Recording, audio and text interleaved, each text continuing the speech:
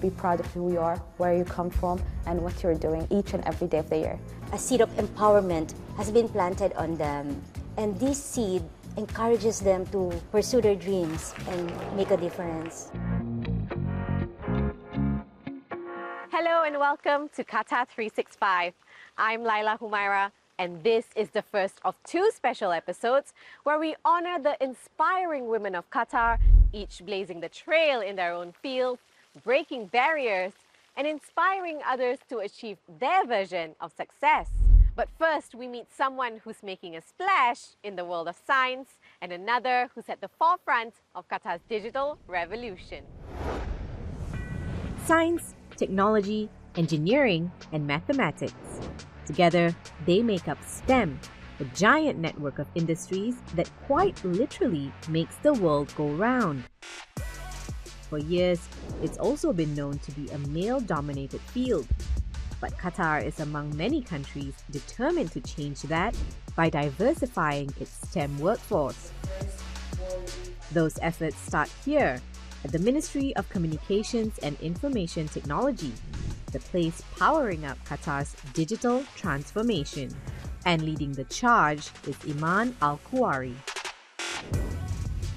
My role as the Director of Digital Innovation is about spearheading the Smart Country program, where we're actually digitally transforming different sectors and seeing where technology makes sense to improve the quality of life.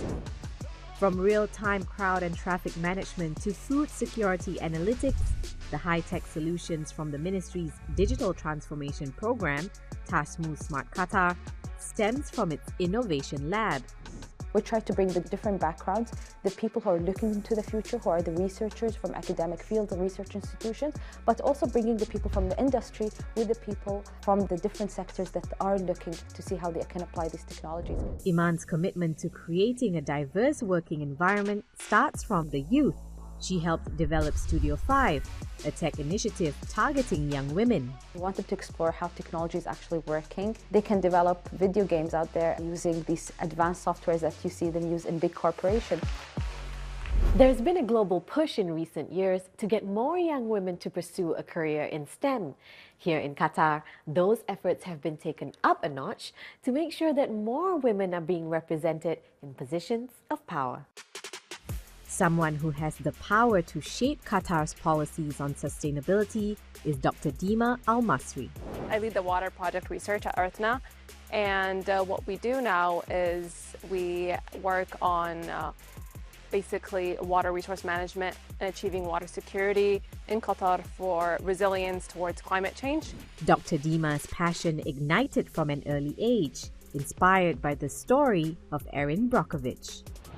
Her determination to turn the tide in water research led her to spending a decade as a scientist at Kiri HBKU, working on the treatment of wastewater.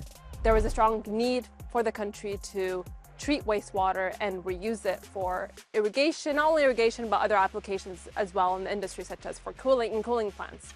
Dr. Dima acknowledges that the industry needs more women. There were a lot of times where I was the only woman in the room, even though most of the times I didn't feel like I was the only woman. Right now, I'm very open to giving help and advice and feedback to any woman that comes to me that's trying to enter that field.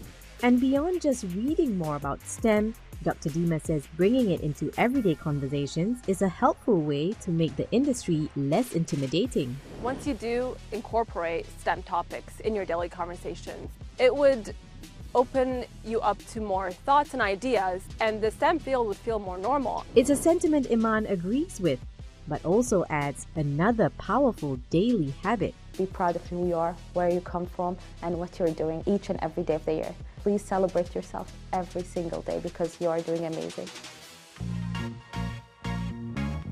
It can be hard to start a business from scratch, but sometimes all you need is a little guidance.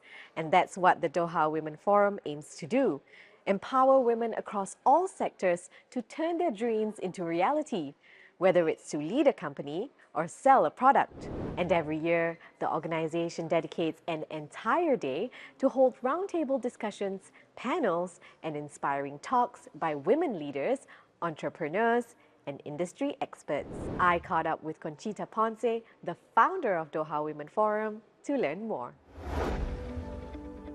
Conchita, thanks so much for speaking with us today. Firstly, what inspired you to launch Doha Women Forum? What's the goal of this organization and how has it grown since its inception? You know, I've been here in Qatar for a while, and I've come across many amazing stories about women, and I believe these women deserve a platform to share their stories and inspire others. Doha Women Forum is not just an annual event wherein you network or you connect with like-minded individuals. It has grown more than that. I've seen, women coming out of the forum feeling inspired, motivated, and ready for action, ready for transformation, ready for change. A seed of encouragement, a seed of empowerment has been planted on them.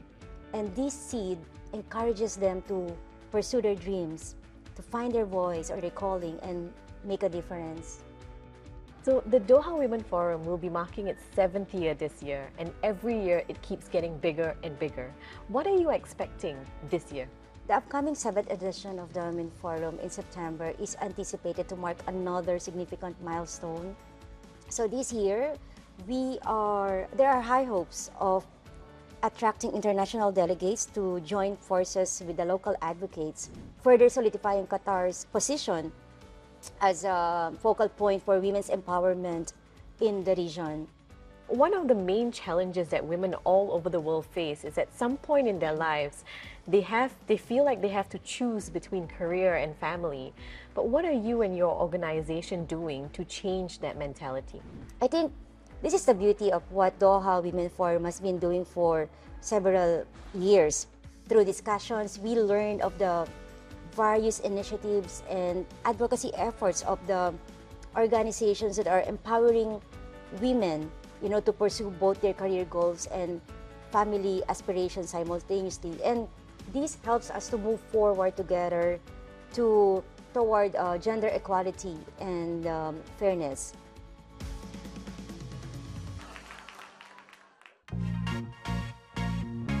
The fashion industry isn't necessarily known for its inclusion, but one Qatari-based designer is trying to change that. Gil's Manjulaxmi recently hosted a forum celebrating sustainable fashion and disability inclusion. And as Adal Halim found out, the idea is to make fashion fun and accessible for all. Gil's Manjulaxmi is on a mission to improve inclusivity in the fashion industry, and she has plenty of support. Samantha Bullock is a London-based inclusion advocate. The challenges are a lot. I think nowadays disabled people are starting to be seen as a consumer. We need to consider that in some point in life, all of us are going to have a disability. So it's something that is almost touched like 100% of the population. We need to find easy solutions. One such solution is this leather bag she co-designed with a Brazilian brand. As you can see, we have these loops here. This is something that is quite easy, but you can put this behind of our chair. And if you don't need that, in the case, you can just remove the loop and you have. So the solutions are quite simple. This is one of the solutions. We don't have like one fits all because one disability is completely different than another one. This two-day event, Sustainable Fashion and Disability Inclusion, is the brainchild of Manjulaxmi Bharatan, who's no stranger to breaking barriers. She created her Gil's Manjulaxmi fashion brand 10 years ago and produced shows for Middle Eastern designers at New York Fashion Week, which made her the first designer from Qatar and first brand from India at the prestigious event. In New York Fashion Week, it's very difficult to get selected, especially you have a high competition globally. But there is lots of importance given for anything that you're doing for a community. First of the things is sustainable fashion, that if your company is highly sustainable, it really values in the Fashion Week. And second thing is your contribution. This is the men's line. Gil's prides herself on creating luxury sustainable fashion as well as modest designs. She says sometimes new ideas don't work right away, but require trial and error to get them right. We first brought an idea, creating men's thobe with linen. It was catchy, but what they said is that thobe is considered to be something that cannot wrinkle. So we had to change the idea. We had to try getting a fabric that looked similar to thobe, but it was maybe from recycled materials. So we are working on this project now, and soon we will be doing a collaboration with one of the industries here in Qatar. She created this fashion meets sustainability event to provide awareness to designers also about the need for inclusion. Gil's Manju Lakshmi believes events like this will help address gaps in the fashion and design industries. The curator hopes this one will encourage sustainable and socially conscious initiatives to not only include people with disabilities, but also inspire and empower them. Jackie Bowden is inspired. She's trying to introduce sustainable materials to the local exhibitions and events industry. She's been in Qatar for more than 30 years and has seen a change. People are more aware of, what we're doing to the planet, and I think people are looking now for materials that are a substitute for wood and plastic. Her company discovered a material in Germany which she says is a strong, lightweight, and sustainable paperboard. It's processed in Sweden and is 100% recyclable. To me, it's very important about when you're using something, what happens to it after. And at least we know with this that when you've taken it off an event, it has another purpose. You can either recycle it, which means that you're not harming the environment. Even if you've got small pieces, you can give it to the school kids for them to use for projects. And there's always a second use, third use to this without actually just getting it and dumping it in the waste. It's been a pleasure to share these inspiring stories of women in Qatar who are empowering their communities regardless of their profession or physical limitations. We hope you've enjoyed this episode, but that's all the time we have for now. For more, check out Euronews.com and connect with us through our hashtag. Thanks for watching, and we'll see you next time on Qatar 365.